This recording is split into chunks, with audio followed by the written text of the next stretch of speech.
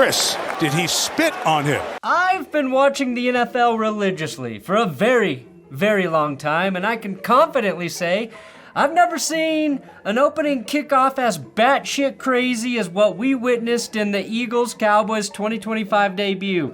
Not only did the kickoff possess the unadulterated excitement of being the official end to our pathetic footballless lives that have no meaning without this glorious game, it was juiced up by a blockbuster trade of Micah Parsons a week prior. The opening kick already had more hype than a typical NFL season premiere, and then an ejection and an injury happened within seconds of each other. Whoa! 15-yard penalty!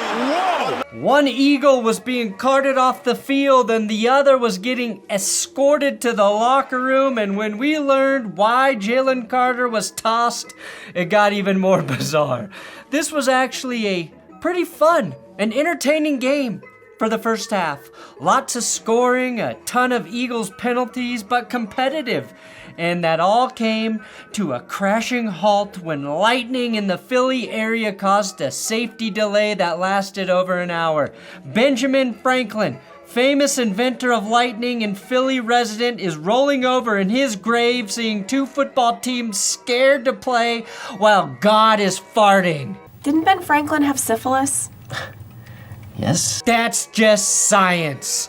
A great half, followed by nearly 3 hours of second half football filled with exactly 3 points, forced me to produce a new worst game ever. I'm Brandon Perna. This is That's Good Sports. We're 100 subscribers away from 780, and I'm challenging all of you to help me get to 800,000 subs by the end of September.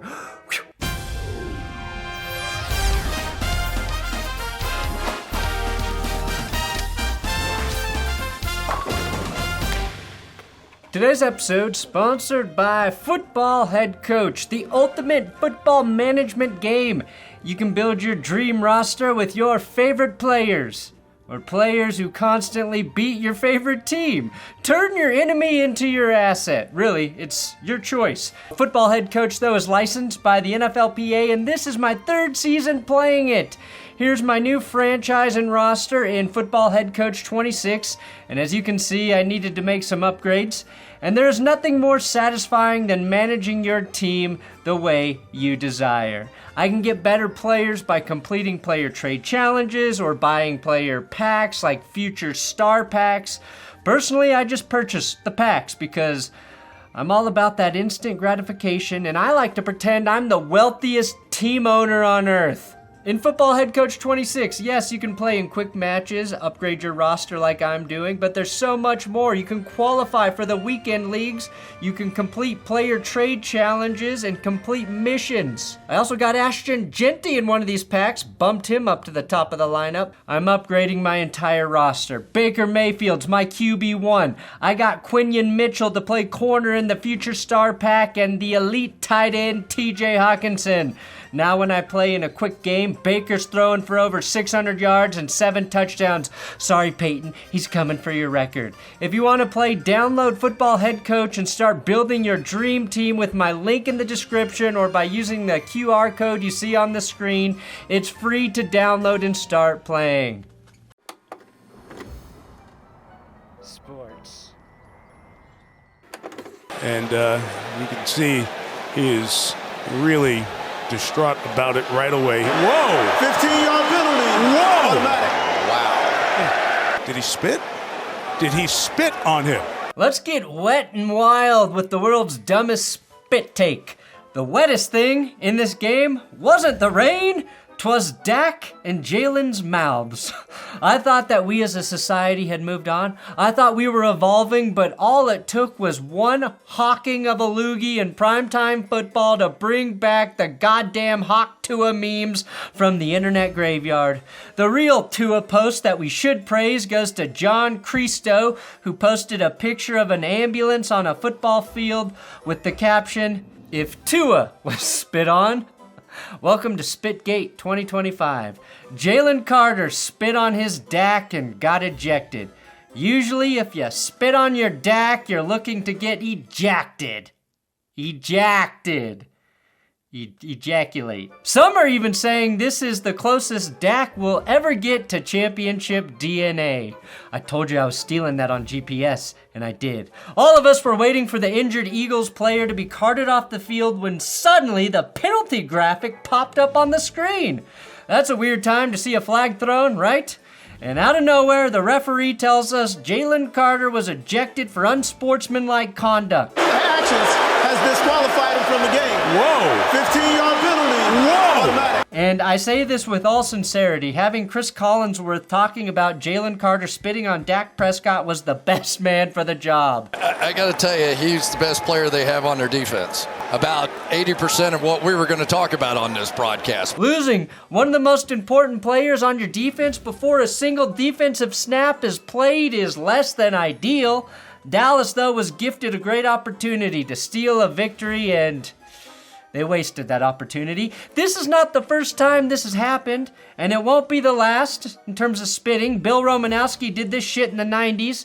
Maybe one day Alec Baldwin will narrate this event too. But an incident involving linebacker Bill Romanowski threatened to destroy the season. Romo just spit in J.J. Stokes' face. Did what? Alec Baldwin narrating a Jalen Carter story? No, thank you. I'd be lying if I said I've ever seen a player with the stones to spit on an opposing team's quarterback. And by stones, I am referring to both his brain and his testicles. Whoa! That's a quarterback, Jalen. One who some people think is good, by the way. It's not like you hawked on Tim Boyle. Maybe if it was a guard or a lowly long snapper, they would have just penalized you, but it's a quarterback.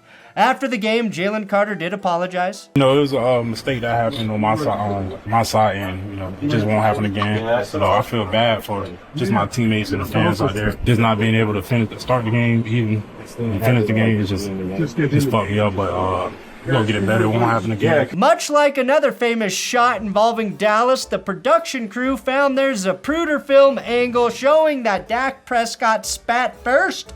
There were multiple shots fired in this tragedy. Now, did Dak spit on Jalen Carter? No.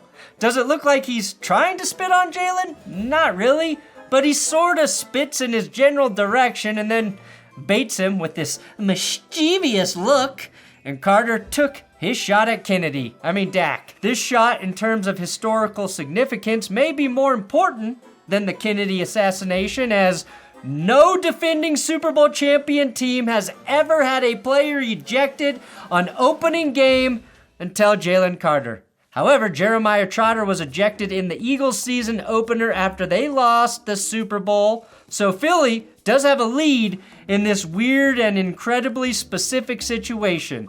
After the game, Dak told us he did not spit at Jalen. I was right here by the two linemen, and guess I needed to spit, and I wasn't going to spit on my lineman, and I just spit ahead. But where he goes, "You trying to spit on me?" And at that point, I felt like he was insulting me. Like, I wouldn't spit on somebody. I'm damn sure not trying to spit on you. Like, we're about to play a game. And I agree with Dak. I don't believe he would spit on someone.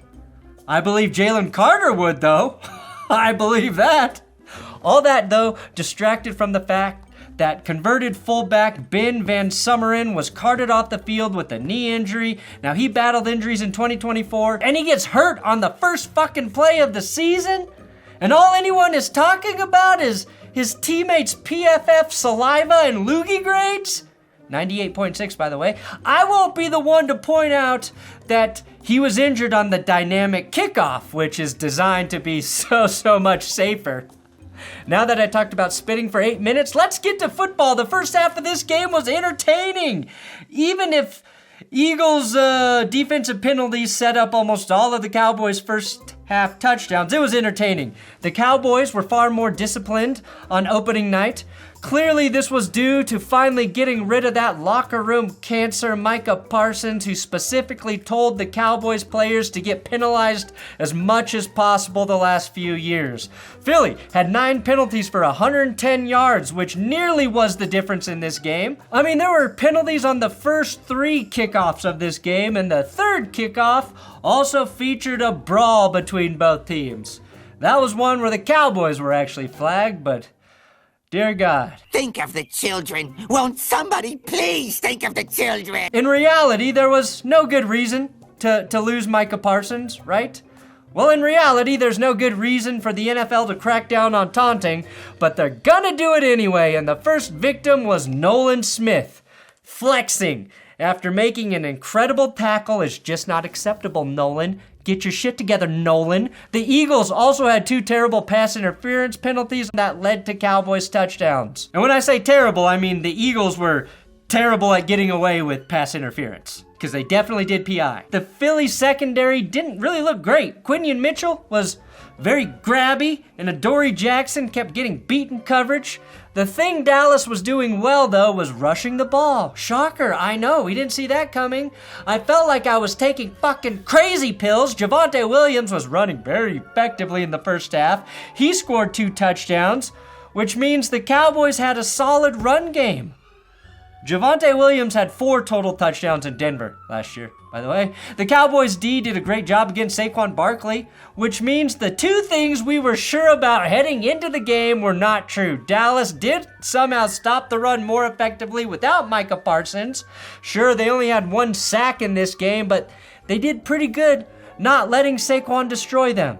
And just like the Chiefs in the Super Bowl, they lost. The NFL, though, officially gave the sack to Marshawn Kneeland, but Kenny Clark should have earned a half-sack credit there, which means he, in my mind, has more sacks than Micah Parsons. Jalen Hurts finished as the Eagles' leading rusher. Saquon rushed for a touchdown in the second quarter, but Philly's offensive line and offense just didn't look as dominant as they did in Super Bowl 59 when they beat the Chiefs.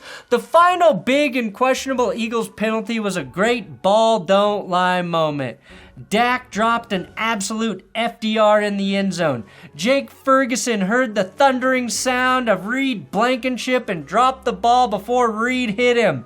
Reed was flagged, even though it certainly looks like he did everything in his power to minimize the contact here.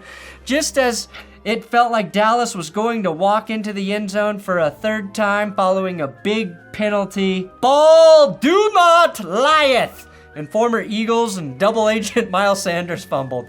The Eagles scooped, and Dak Prescott ensured Jerry Jones would never trade him when he himself stopped the run with the great tackle. Take note, Michael Persons. It was 21-20 at halftime. And then Benjamin Franklin stepped in. He tamed lightning. Who is the King of England? Why, the tyrant King George, of course. We can't blame the referees. We can't really blame the players or the coaches. We can only blame Mother Nature for ruining this game's potential. But you can see some in the distance there, and that's why we put this thing on pause. And nothing will ruin potential like a bad mother. I am now on the side of every NFL stadium having a retractable roof, not to block out snow or rain or even wind, but to combat hour-long plus delays because of lightning. My bedtime is more important than player safety, and certainly more important than the safety of the thousands of fans in attendance. They're not getting paid to entertain me. Everyone knows, too, if you're drunk enough, lightning can't hurt you. And there was not a sober person in that entire stadium. Shout out to Next Gen Stats for providing us with the single dumbest graphic in NFL history. A bunch of moving dots representing the players coming back onto the field. I get it though. Even the graphics guys got bored during that delay. The lightning delay was so long, Mike Tirico fucking forgot which quarterback was which. Going corner pressure again and bringing it. Prescott got away from it. He's got space. Prescott. Imagine, though, if Ian Eagle was the guy confusing Jalen Hurts and Dak Prescott. Eagle Eye? More like racist eye is what people would be saying today.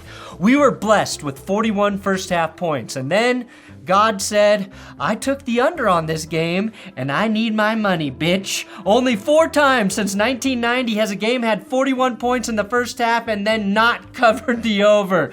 The Eagles' lone field goal in the second half was enough to give them victory. Speaking of God, I do have to give a ton of credit to Jihad Campbell, who had one of the better rookie linebacker debuts I've seen. While I assumed running the pole in Tampa 2 meant something entirely different, Credit Campbell for going full jihad on the Cowboys passing attack. A linebacker defending a pass that deep is a luxury, and Howie got another dog on that defense. Campbell finished the game with the highest grade of any defender per PFF, and I believe he stripped the ball out of Miles Sanders' arms in that ball don't lie moment. Strong debut for the rookie, and he's only going to look better when, he has, Jalen Carter playing in front of him. While Jalen Carter betrayed his entire team, Dak Prescott was betrayed by CeeDee Lamb, who played worse than, a CD that had been dragged across a pile of rocks and spit on by Jalen Carter. Dak is certainly a contender, though, for the Joe Burrow Award this week, which goes to a player who, no matter what he does, his team loses. Dak finished with 188 passing yards, but watched in horror as about another 100 yards were left off the stat sheet because of drops.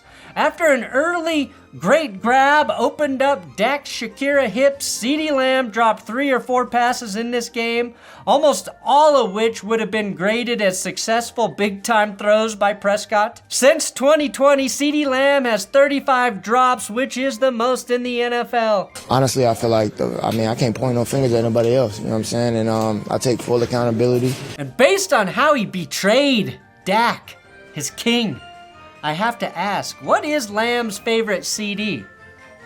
I'm assuming anything by Judas Priest? Man, that's terrible. Poor receiver A.J. Brown didn't get his first target of the game until there was less than 2 minutes left. A.J. would have killed for a chance to drop 4 passes like CeeDee Lamb, but on the upside, A.J. was able to read 6 books during this game when you factor in the lightning delay. Thanks for watching the first new worst game of the season. Congratulations, Lightning. You made this possible. And don't forget, we got our cursed shirts available at benchwarmershop.com. That is my website, my company. Benchwarmer Shop, cursed logos, coffee. You know where it's at.